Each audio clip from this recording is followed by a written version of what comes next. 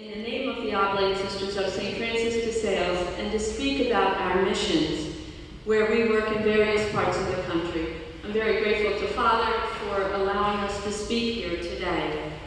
It seems that there are two threads that run through our readings of today. One is care for the most vulnerable, especially the widows, and one is to give our widows' right, to give all that we can give of ourselves. Just 20 years after our congregation began, our founder, Blessed Louis Brisson, responded to the urgent cry for Oblate Sisters to make foundations in Africa and in Latin America. So in 1888, at our earliest mission post, our sisters bravely faced the challenges of extreme poverty, hard weather, natural disasters, and bloody revolutions. They were sustained by their faith and trust in God and the goodness of the people to whom they ministered. Like the widow in today's gospel, like the veterans that we honor this week, they gave all that they had. The faces of children so eager to know Jesus have encouraged them to carry on valiantly through the many difficulties since the beginnings of our foundations. It is in their name that I come to you today.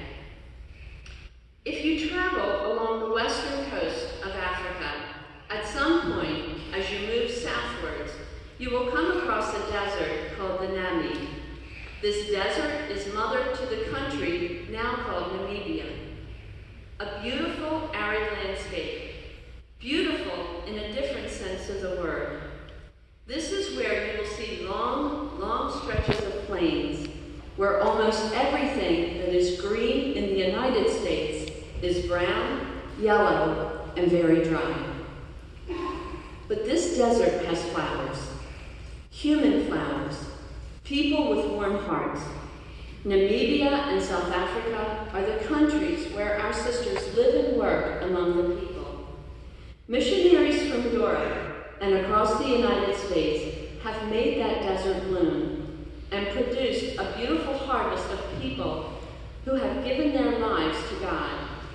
Through their dedication to the gospel of Jesus, they developed the African people socially, spiritually, and intellectually. Most of our European and American missionaries are now gone, but they left behind their testimonies of hope and implanted the faith in the hearts of the local people who have taken over this great work, and who now struggle to continue evangelizing their people who thirst for Christ. They have their own meager needs, but it's not sufficient to feed the multitudes as Jesus did. This desert has needs. In particular, the children need us to provide an education so that the African dream of a better life is realized. Families are left in poverty as so many in the world no longer hear their cry for help. Ours is a work of uplifting people without leaving them dependent. The people in this desert landscape need us, the Oblate Sisters. As we celebrate around this Eucharistic table, we reflect on how Jesus gives himself totally to each one of us. In like manner, we offer ourselves up as Oblate Sisters to be bread to others, to be broken for others. But in order to do more, we need financial assistance from people such as yourselves, who have an open heart to your brothers and sisters in need. I appeal to your generosity during this weekend of the Mission Cooperative in the Diocese of Venice, and I appeal to your kindness to support our missionary work. We thank you in advance for whatever you're able to give. We assure you of the prayers of our sisters, of our children, and all those they serve. Our benefactors are remembered in our prayers daily, most particularly during Eucharistic adoration in our chapels. We ask you to please pray for our missions. Pray for the work of our Oblate communities and missionaries throughout the world.